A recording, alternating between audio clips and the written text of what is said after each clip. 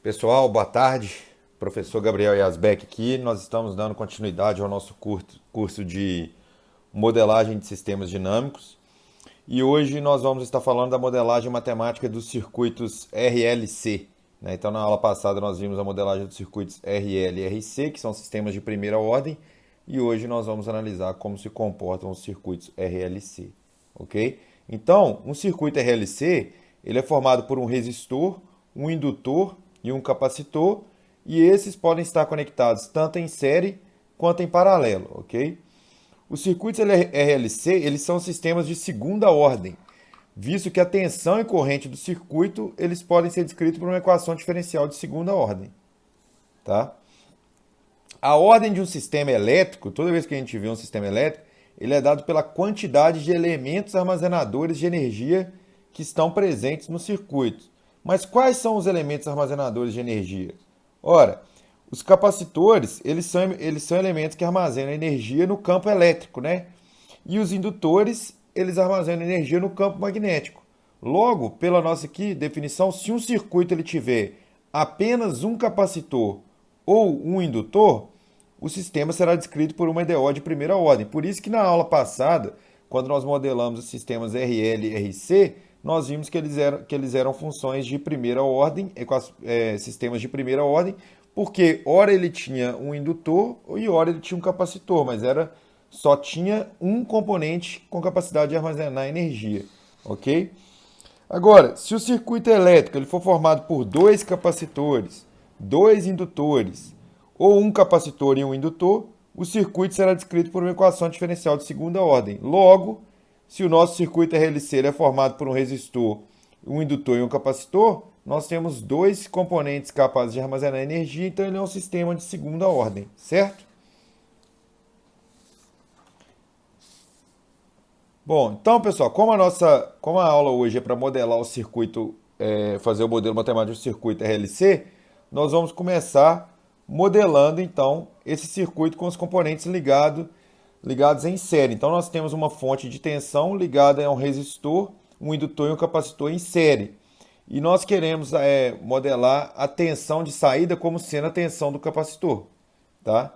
Então, o processo de modelagem ele vai ser dado pelos seguintes passos. Primeiro, qual que é a definição do nosso problema? Nós queremos encontrar a função de transferência para o nosso circuito RLC em série quando a saída do meu sistema é a tensão do capacitor.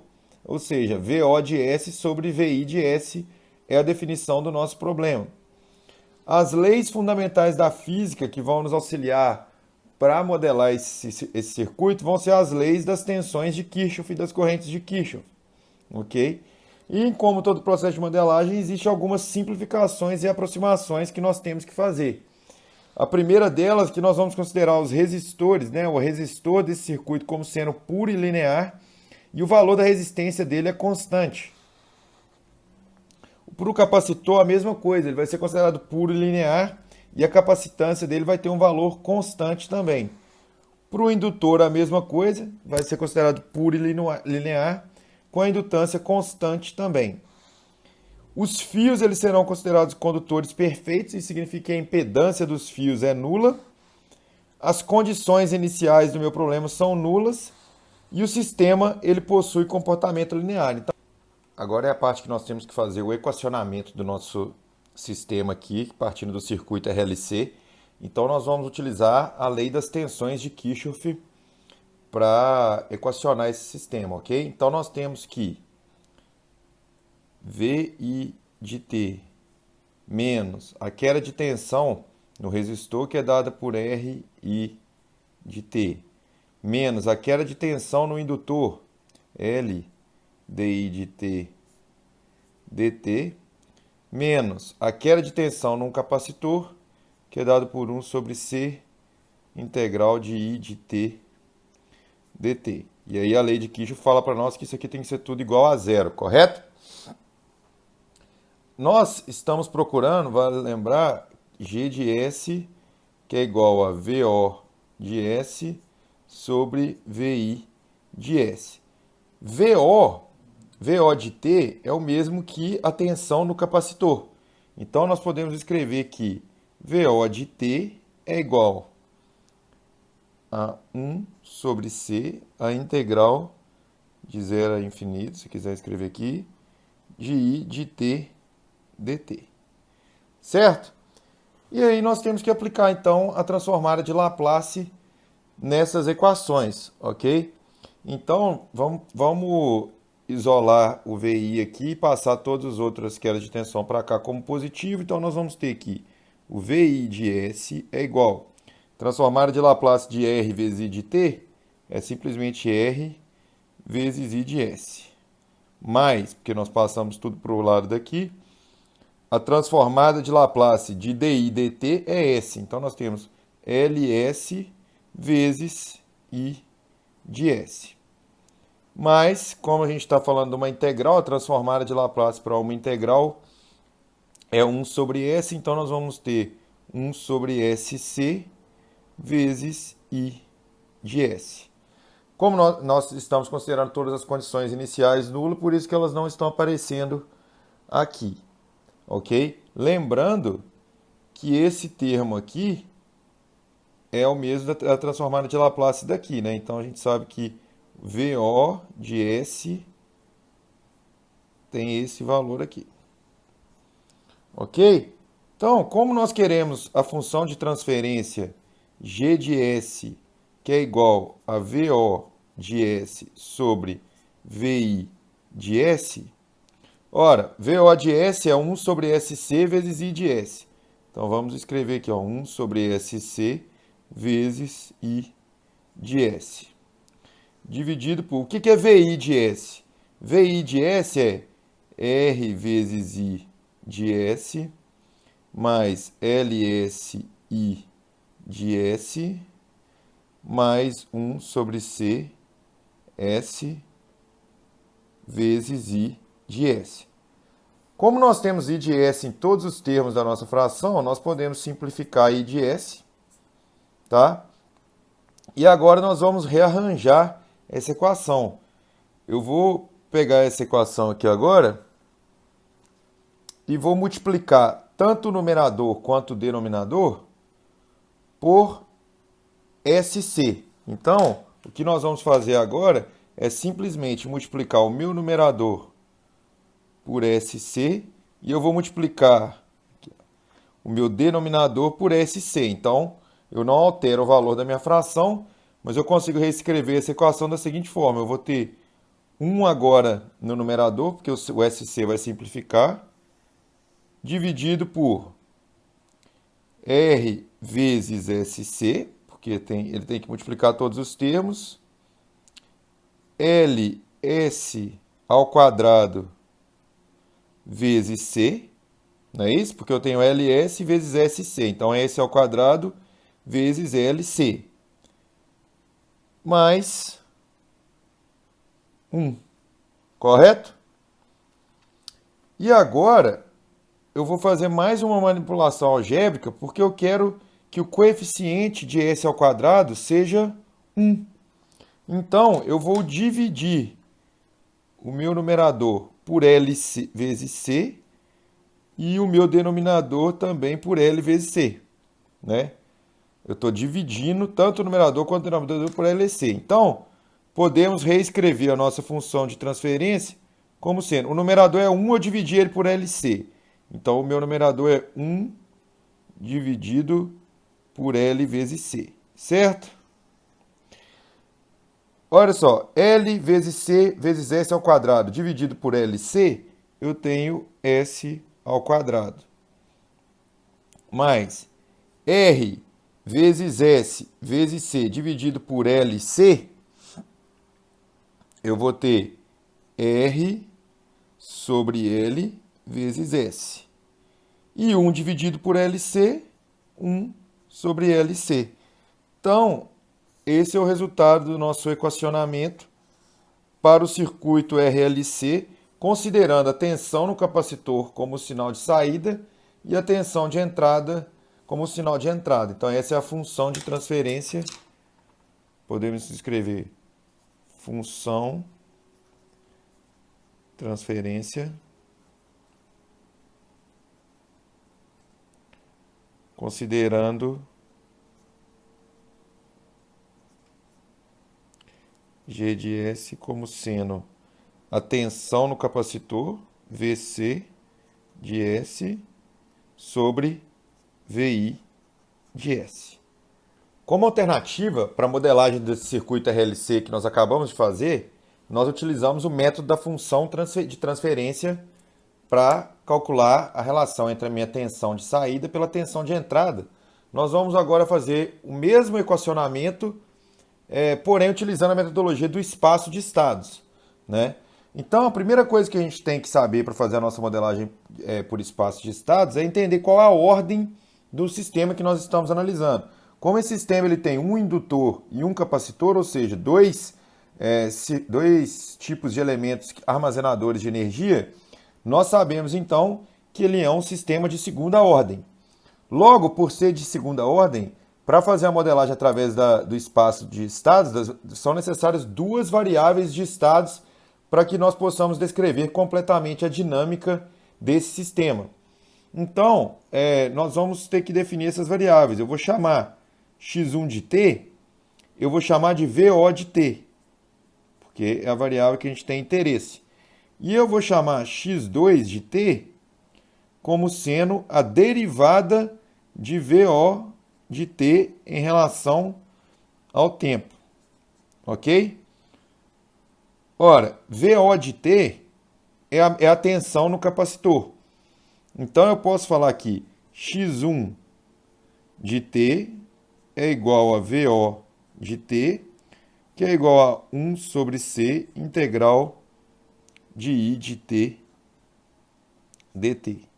Certo? x2 é dVO de t dt. Mas o que é VO de t? É 1 sobre C integral de I de t dt. Se eu tenho uma integral e eu derivo a integral, eu simplesmente retorno a minha função original. Então, eu sei que x2 de t, aqui faltou a função de t, eu sei que x2 de t vai ser igual a 1 sobre C vezes I de t. Então, só para reescrever aqui, né? Esse daqui é igual a x2 de t. Ok? Então, como que eu posso expressar? Eu vou aplicar a minha lei das tensões de Kirchhoff agora no nosso circuito e ver como vai ficar. Então, a gente tem que VI de t menos RI de t menos L dI dt menos 1 sobre C integral de I de t dt é igual a zero. Apliquei a lei das tensões de Kirchhoff na nossa malha do circuito RLC, correto? E agora, nós podemos passar todos esses termos aqui para o outro lado da equação com sinal positivo e relacionar o nosso circuito com as nossas variáveis de estado, tá certo? Então, eu sei que I de t, quando eu analiso aqui, ó, I de t é igual a dVO de t dt vezes a capacitância, certo? Eu passo 1 sobre C multiplicando aqui, eu sei que I de t pode ser expresso em função da minha variável de estado, que é dVO dt. Então, eu vou substituir I de t por dVO de t dt sobre C nessa equação. Então, a gente tem que VI de t é igual a... Vou passar o R de t para cá, então nós temos R que multiplica I de t, mas expresso na minha variável de estado. Então, R vezes C vezes dVO de t dt. Tá ok? Eu vou passar L dI dt para cá, então eu tenho mais... Aí, olha só, I de t é dVO de t dt, ok? Então, o que seria dI dt? Seria, quando eu pego I de t é dVO de t dt vezes C, então dI dt é d2VO de t sobre dt2 vezes C, certo? Então, quando eu estou passando L dI dt para cá, vai ser L vezes o que nós acabamos de calcular aqui. Então, é LC d2VO de t sobre dt T2. Mas, agora eu tenho que fazer 1 sobre C, a integral de I de T dt. Mas nós vimos que isso daqui é o mesmo que VO de T. Então, eu posso escrever apenas aqui VO de T. Lembrando aqui em cima que VO de T é x1 de t e é igual a 1 sobre c integral de I de t dt. Então, a gente simplesmente substitui essa tensão no capacitor por VO de t. E agora, eu vou reescrever essa função, essa equação que nós temos, em função das nossas variáveis de estado. Então, eu tenho que VI de t é igual a R vezes C. O que é dVO de t dt? dVO de t dt é x2 de t. Certo? Vou escrever o segundo termo, mais L vezes C. O que é d2VO de t de dt2? É a derivada de x2. d2VO de t é a primeira derivada de x2. d2VO de t sobre dt. Então, eu vou escrever aqui, ó, x2 ponto. Ok? Eu também poderia escrever x1, 2 pontos também, que eu chegaria no mesmo resultado, né? Até porque x2 é igual a x1 ponto. Mas, VO de t, o que é VO de t? VO de t é x1 de t. Então, eu tenho agora a minha equação diferencial expressa em função das minhas variáveis de estado, ok? Então, o que eu vou fazer? Eu vou dividir essa nossa expressão por L sobre C, ok? E aplicando essa divisão, eu vou isolar x2 ponto de t. Então, eu tenho aqui x2, a derivada de x2 vai ser igual a menos R sobre L x2 de t, menos 1 sobre LC x1 de t, que eu estou dividindo por LC tudo aqui. Então, eu tenho RL, eu vou dividir por x1 de c. E eu estou isolando os x2 pontos. Então, todos esses valores que eram positivos, eles estão passando para esse lado negativo. Por isso que o R sobre L veio para cá negativo, porque o meu objetivo é isolar a derivada de x2, vamos chamar de x2 ponto. Mais 1 sobre LC de V de I de T. Então, agora, para expressar na minha forma matricial essa modelagem através do espaço de estados, eu posso falar que U, que é a minha entrada, é igual a V de T. Isso aqui é a nomenclatura que nós vimos na unidade 1, no espaço de estado. Então, a minha entrada é V de T e a minha saída é VO de T, só que a minha saída VO de T é o mesmo que x1 de T, ok? E aí, o nosso resultado da modelagem espaço de estado é x.1, x.2, que multiplica a nossa matriz 0, menos 1 sobre LC, 1, menos R sobre LC, que multiplica as nossas variáveis de estado x1 e x2, mais a minha entrada, que vai ser U, ok? E eu tenho a saída, que é expressa por y de 1, 0, que é 1 e 0, que multiplica x1 e x2, ok?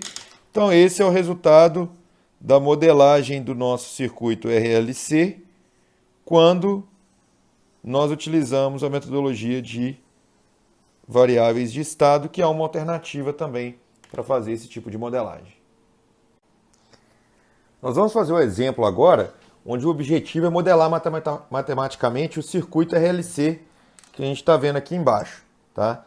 Então, ele é um circuito em paralelo, onde eu tenho um indutor, um resistor e um capacitor, tá? E como a gente está vendo aqui, nós temos uma fonte de corrente. Então, a primeira coisa que nós temos que definir é qual que é o nosso problema, qual que é a nossa saída e qual que é a nossa entrada, para que nós possamos encontrar a função de transferência do nosso circuito. Então, nós vamos definir que G de S vai ser igual a corrente no capacitor. Então, a nossa saída vai ser a corrente no capacitor, dividido pela nossa corrente de entrada, ok? E agora nós temos que aplicar então as leis da física para que nós possamos fazer o equacionamento do nosso sistema. Então, como nós estamos trabalhando com corrente em um circuito paralelo, nós vamos usar a lei das correntes de Kirchhoff, que fala que as correntes que entram no nó têm que ser igual às correntes que saem desse nó. Então, nós vamos chamar aqui esse nó de nó 1 e esse nó de nó 2, ok? E vamos criar uma corrente intermediária aqui chamando de I2 de T. Então, aplicando a lei das correntes de Kirchhoff para o nó 1, nós podemos falar aqui, qual que é a corrente que está entrando no nó? É I de T. Então, a corrente que entra no nó I de T, ela tem que ser igual às correntes que saem do nó. Então, as correntes que saem do nó é IL de T mais I2 de T, certo? Vamos aplicar, então, as leis da corrente de Kirchhoff para o nó 2. Então, no nó 2, eu tenho que a corrente que entra nesse nó I2 de T tem que ser igual às correntes que saem, que é IR de T mais IC de T. Então, eu posso substituir aqui I2 de T, que eu sei que é IR de T, então nós chegamos à expressão que I de T é igual a IL de T mais I2 de T. Mas o que é I2 de T? É IR de T mais IC de T.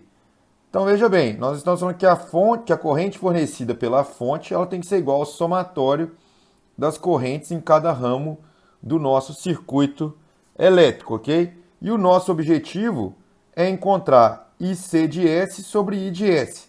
Então, a primeira coisa, nós vamos aplicar Laplace aqui, direto, e nós temos então aqui I de S é igual a IL de S mais IR de S mais IC de S. E nós vamos aplicar o método das impedâncias. Nós temos que lembrar que esses componentes do circuito aqui, eles estão em paralelo e a tensão sobre eles é a mesma. E nós podemos falar no domínio da frequência que a corrente sobre um componente ela é igual a corrente de S aqui, ó, I de S, ela vai ser igual a tensão sobre esse componente dividido pela impedância complexa desse componente.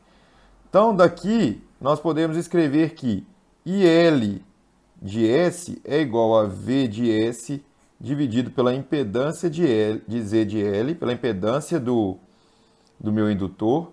Eu tenho que IR de S é igual a V de S dividido por R, que seria, isso aqui seria ZR, né? A gente já sabe que é R. E IC de S é igual a V de S dividido por ZC.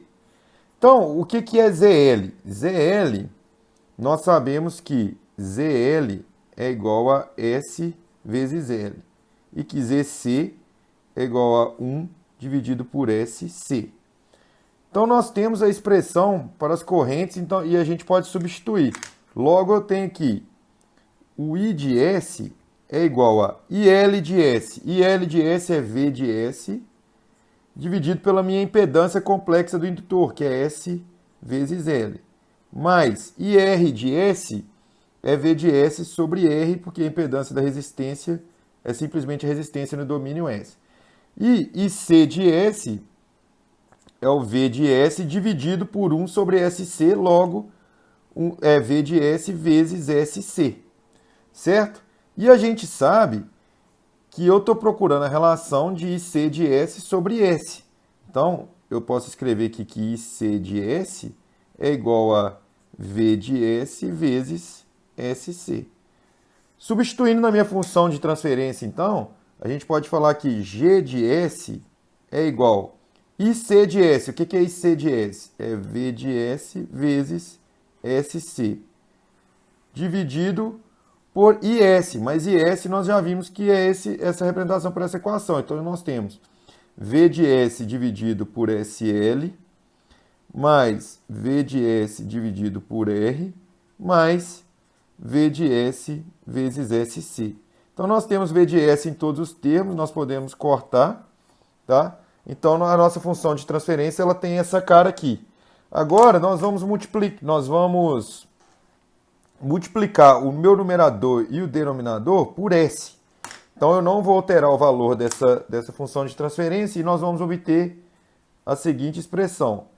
S vezes SC vai ser SC ao quadrado, dividido por 1 sobre SL vezes S dá 1 sobre L. 1 sobre R vezes S dá S sobre R. Não é isso?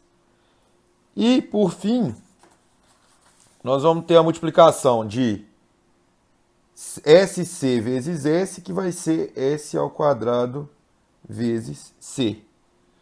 Reescrevendo aqui, nós temos que C vezes S ao quadrado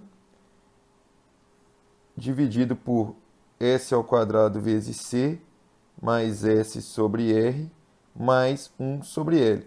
E lembrando que na função de transferência a gente sempre procura fazer com que o coeficiente de S ao quadrado seja 1. Então, eu vou multiplicar o meu numerador e o denominador por 1 sobre C. Ok? Então, não altero de novo o valor e nós vamos obter a expressão final de S ao quadrado dividido por S ao quadrado, porque S ao quadrado vezes C dividido por C dá S ao quadrado, mais S sobre RC mais 1 sobre LC. Então, essa é o resultado da nossa modelagem para o circuito RLC em paralelo, quando nós consideramos a corrente no capacitor como a saída do circuito. Outra forma de fazer esse problema, nós poderíamos considerar a corrente no resistor como a saída do circuito e a corrente no indutor também como a saída do circuito. Aí a modelagem teria um resultado diferente. Então fica aí como exercício proposto para vocês calcularem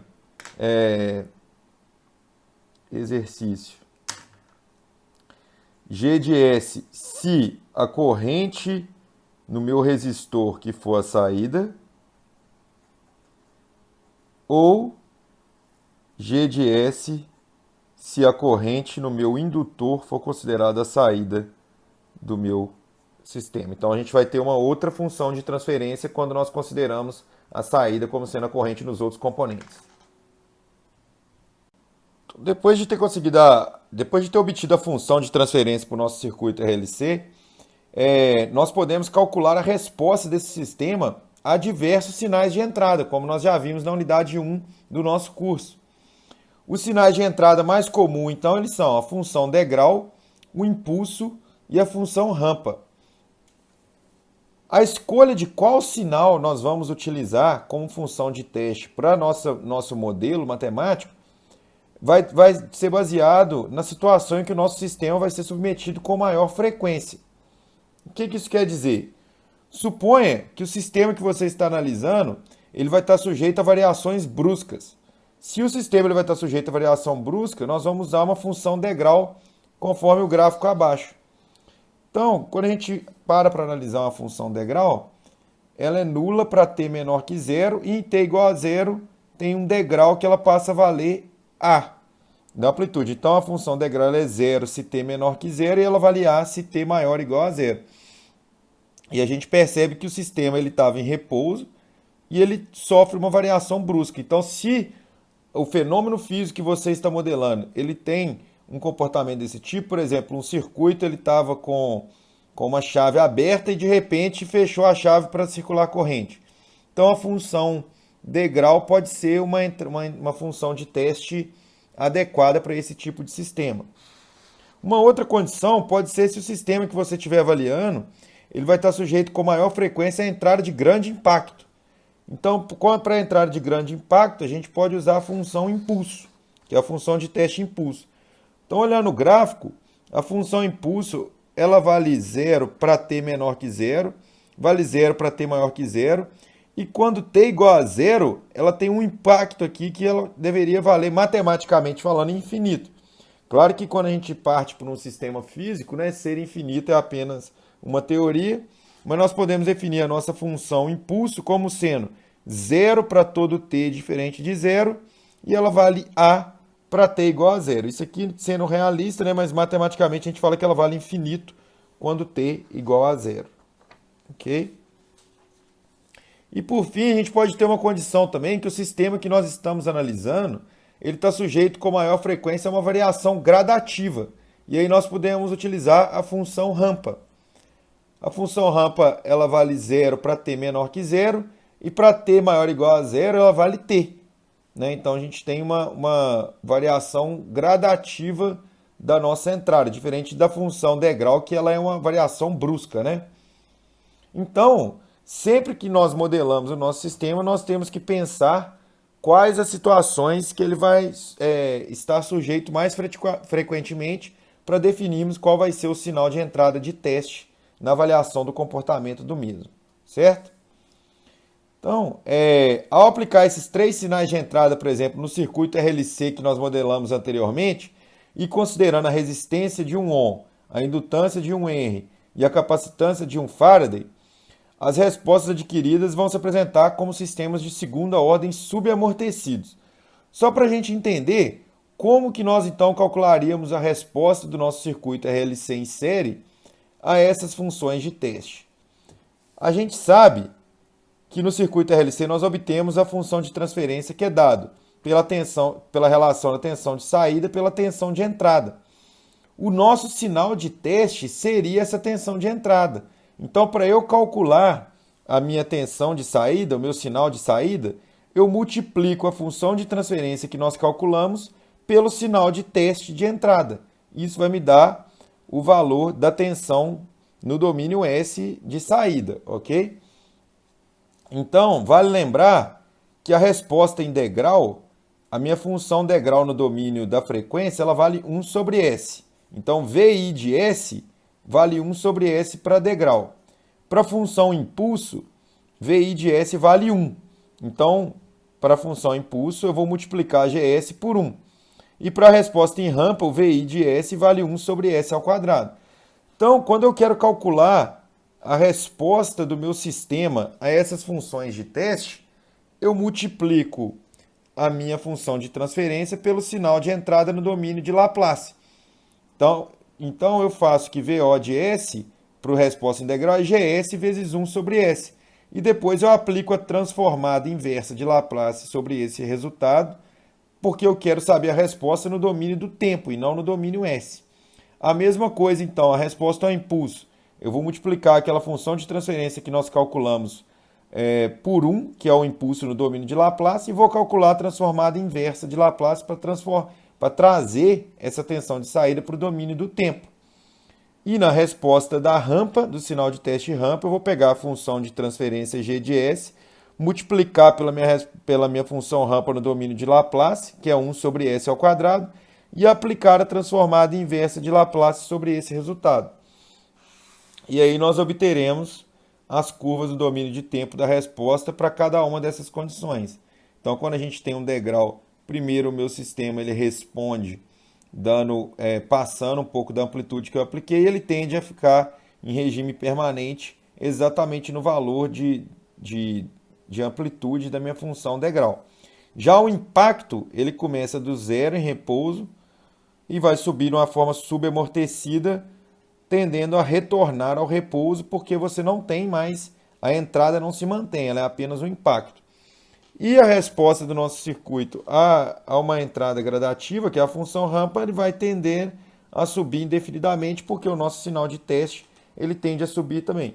Todas as respostas elas são respostas de um sistema de segunda ordem, certo?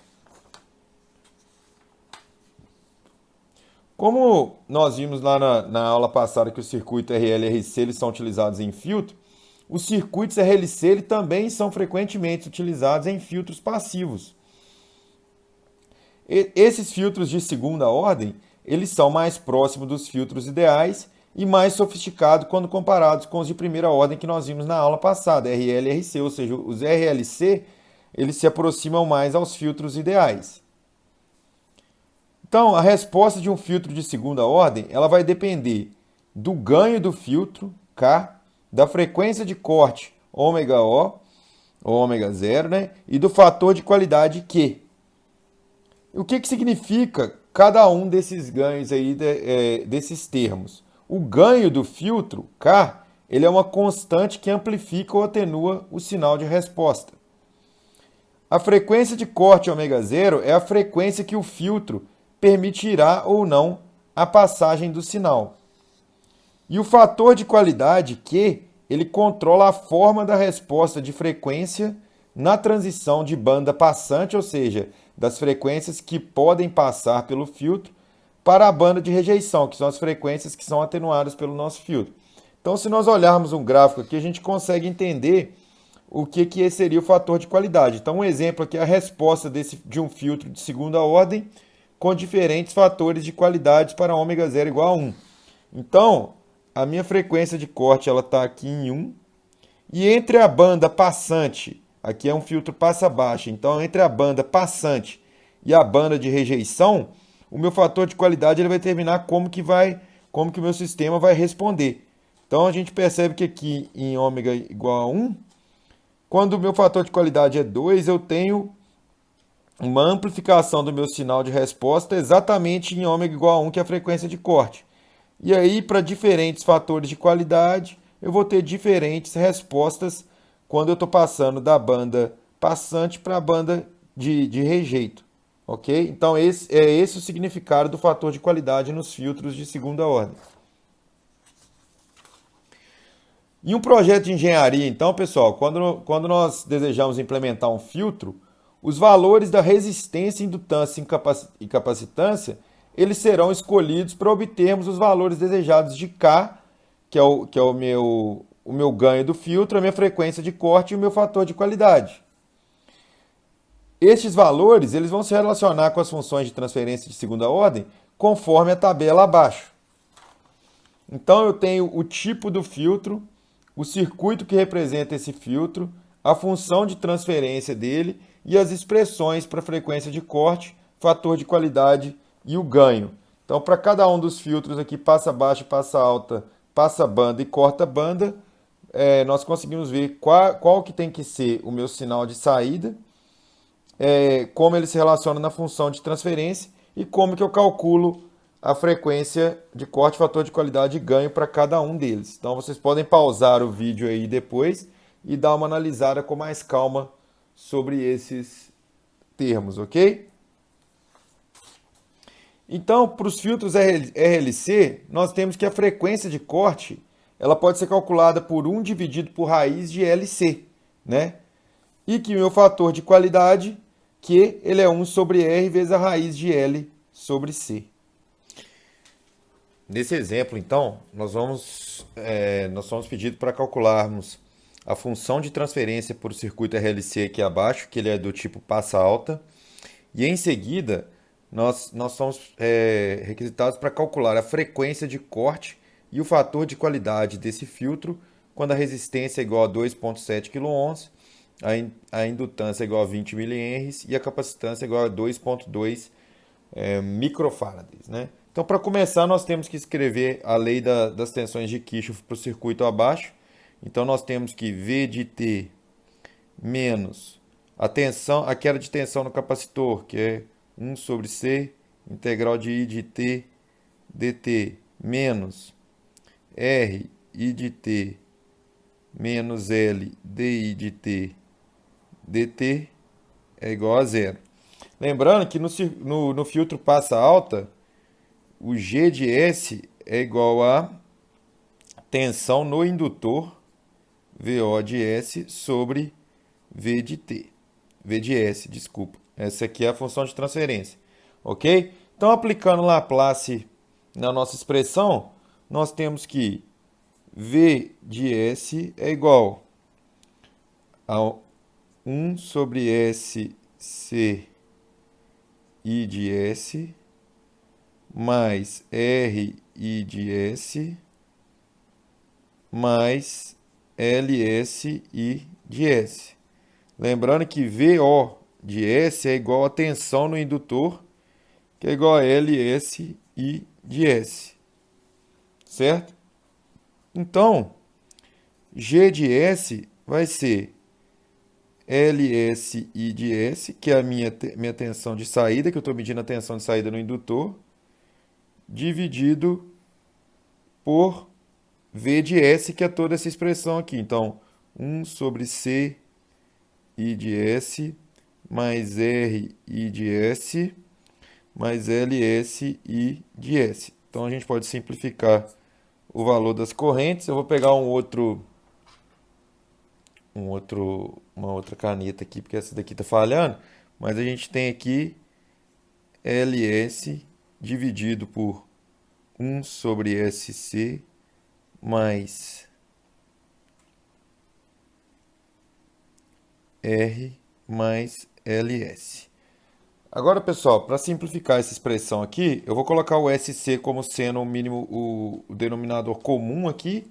Então, nós temos que o G de S é igual a LS dividido por SC, que multiplica 1, né?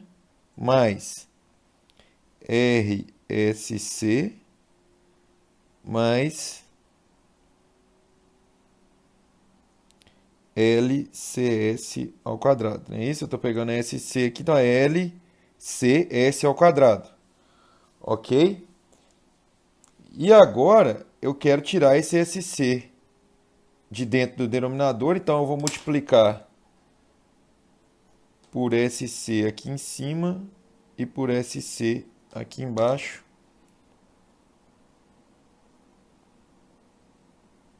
E daqui a gente vai ter a expressão LCS ao quadrado dividido por 1 mais RSC mais LCS ao quadrado.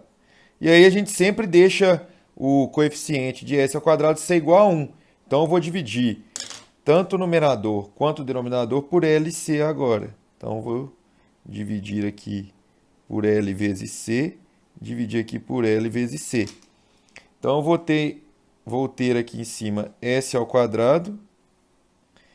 E aí, como eu estou dividindo aqui, eu vou ter S ao quadrado mais R sobre L vezes S mais 1 sobre LC. Então, esse é o resultado da nossa função de transferência para o nosso circuito. E aí, o problema ele nos pede para calcular a frequência de corte e o fator de qualidade para esse circuito, quando os valores da resistência, indutância e capacitância são esses dados. Então, eu tenho aqui a minha frequência de corte, ela é igual a 1 dividido por raiz de LC. Isso aqui vai ser 1 dividido pela raiz de... Como a minha resistência ou a minha indutância é 20 milihenries, então é 20 vezes 10 a menos 3 henries, vezes a minha capacitância 2,2 microfaraday, então é vezes 10 a menos 6 Faraday, certo? Isso aqui vai me dar um resultado de 4.767,3 radianos por segundo. E o fator de qualidade, Q, então aqui é uma das nossas respostas, né? E o fator de qualidade Q, ele é dado por 1 sobre R na raiz quadrada de L sobre C. Fazendo o mesmo procedimento aqui, substituindo os valores, a gente chega em 0,0353 para o Q. Certo? Então, o que eu queria passar para vocês na aula de hoje é isso. Um abraço e até a próxima, pessoal!